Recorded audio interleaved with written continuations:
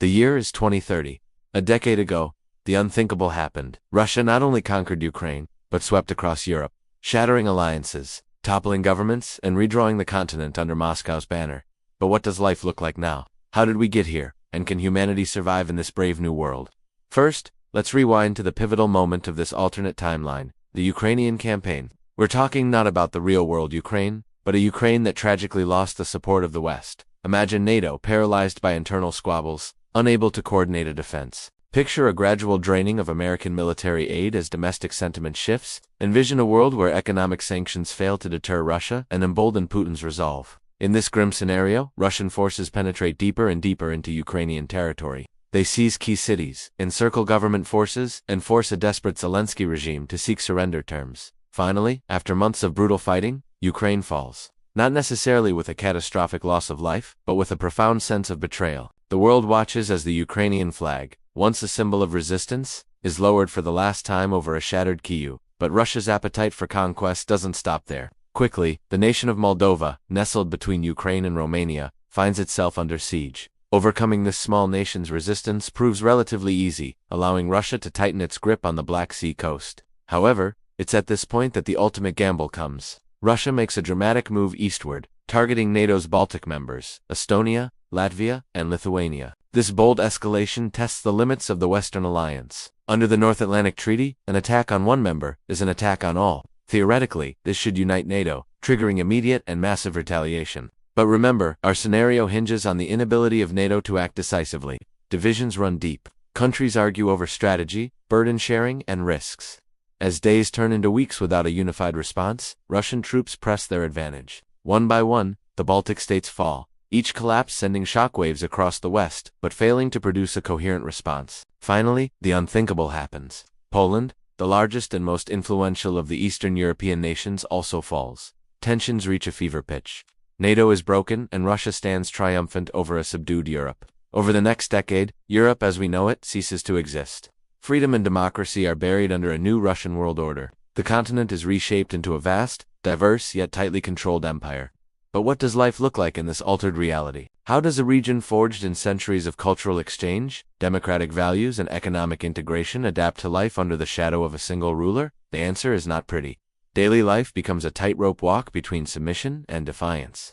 On the surface, there's outward compliance. Streets are renamed, monuments are pulled down and replaced with statues of Russian heroes. School curriculums are rewritten to glorify a shared history. Russian language and culture gain prominence, slowly marginalizing local languages. Television screens blare state-sponsored news, churning out propaganda that paints the new Russian world as a beacon of stability and prosperity. Public squares become sites of obligatory rallies where citizens show their support for the motherland. But beneath this veneer, a quiet rebellion simmers. In homes, families speak in hushed tones, preserving their native languages and histories. In cellars, aging dissidents plot the downfall of the regime. And on the internet, digital warriors wage a war of memes and misinformation. The seeds of dissent have been sown. Economically, the empire faces numerous challenges. Free market principles give way to centralized planning, abolishing private property and replacing it with state-owned enterprises. Overnight, Western companies pull out, investing billions in their exit strategies, taking with them jobs and expertise. Embargoes choke off vital imports, leading to shortages of essential goods. The free flow of capital ceases, disrupting supply chains and drying up investment. Sanctions become a double-edged sword, hurting the West but also crippling the Russian economy. The result is a stark decline in living standards. Skyscrapers are converted into housing blocks. Once bustling malls stand abandoned.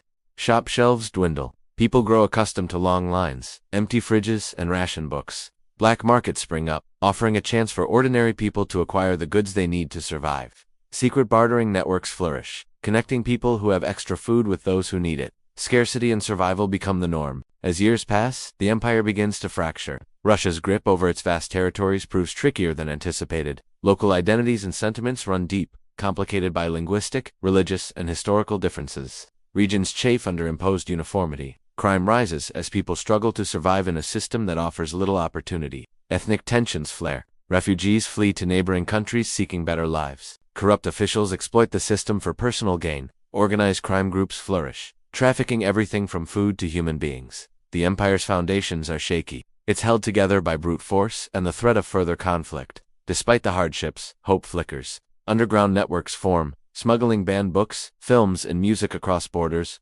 Dissident groups emerge, risking imprisonment or exile to protest against the regime. Digital activists use the internet to organize, spread propaganda, and coordinate acts of resistance.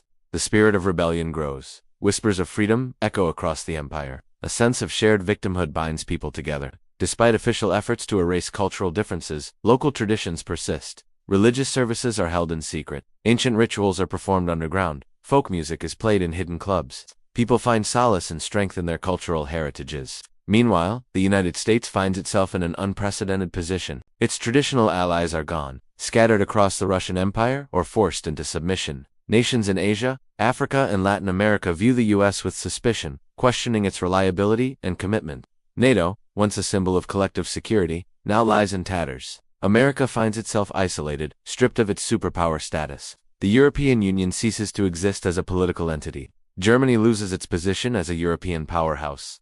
France loses its cultural influence. Italy loses its economic clout. Each nation absorbed into the Russian sphere is dealt a heavy blow. France may preserve its language and some aspects of its culture, but French cinema and fashion lose their global appeal. German engineering and precision manufacturing are absorbed into the larger Russian industrial complex. Italian design and cuisine become footnotes in a Russian cookbook. The heart of Europe beats on, but as a shadow of its former self. In this bleak landscape, China emerges as Russia's most valuable partner. Together, they dominate half the world's population, economy, and military power. This Sino-Russian alliance forms the core of a new world order. Smaller nations are forced to choose sides, aligning themselves with either the Eastern Bloc or the remaining free nations, which include the United States, Japan, Australia, and a handful of others. Those who resist are swiftly punished. Trade is halted, embassies are shut down, borders are sealed. The world fractures into two distinct spheres. The United States, though still a formidable military power, is burdened by public war weariness. Americans grapple with the choice of whether to intervene or disengage. Many advocate for a smaller role in world affairs, focusing on domestic issues and rebuilding alliances in the Western Hemisphere. Public opinion is divided. Politicians debate the wisdom of continued military spending, the efficacy of foreign interventions, and the possibility of a negotiated peace. But the window for diplomacy is closing fast. China and Russia grow closer, sharing advanced technologies and pursuing joint ventures. Their partnership sends ripples across the globe, raising concerns about a growing imbalance of power. As the century marches on, this new Cold War dominates the global stage. Nuclear stockpiles expand. Space militarization accelerates. Rival spy agencies operate in the shadows. Accusations fly. Provocations occur. Each side accuses the other of plotting aggression. Espionage and disinformation campaigns intensify. Tensions escalate. Governments prepare for the worst. Resources are stockpiled. Bunkers are refurbished. Civilians are educated on survival strategies. The specter of mutually assured destruction hangs heavy in the air. Humanity stands on a knife edge. Will it tip into darkness, or will reason prevail? Russia's victory over Ukraine and subsequent conquest of Europe rewrites the rules of geopolitics. What began as a campaign to secure Russian interests ends with the redrawing of the European map. But the story doesn't end there. The seeds of dissent, planted by the West, nurtured by the suffering caused by the conquest, begin to sprout. Underground movements, both armed and civilian, grow in strength, waiting for the opportunity to strike.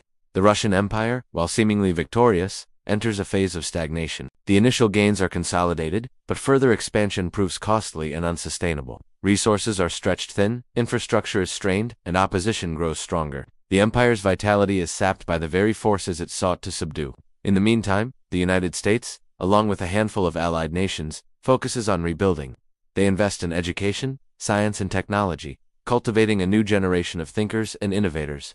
They forge new alliances, reaching out to nations in Africa and South America, building partnerships based on mutual respect and shared interests. While the dominance of the unipolar world ends, a multipolar world struggles to emerge. Regional powers step into the void left by the decline of the superpowers, forming shifting alliances that defy rigid categorization. The Middle East becomes a cauldron of competing interests as regional powers assert their influence. India leverages its strategic location to become a hub of international trade. ASEAN nations form closer economic ties, boosting interregional trade and investment. The global stage becomes a chessboard where smaller nations maneuver for advantage. A few decades into this new era, a significant shift occurs. The younger generation, having grown up under the shadow of the Russian Empire, begins to assert itself. They demand greater freedoms, question the imposed uniformity, and seek a return to the cultural diversity that once characterized Europe. As these voices grow, they force the regime to make a crucial decision: adapt or resist. The leadership grapples with calls for reform, trying to balance the need to maintain control with the desire to improve living standards. But the die is cast. The seeds of change have been sown, and thus we arrive at a world irrevocably altered by Russia's conquest of Europe. The old world of unipolarity and Cold War certainties is gone, replaced by a more complex, uncertain, and dangerous reality. Yet amidst the challenges and conflicts, new opportunities arise. The world grows multipolar, non-aligned nations find their voices.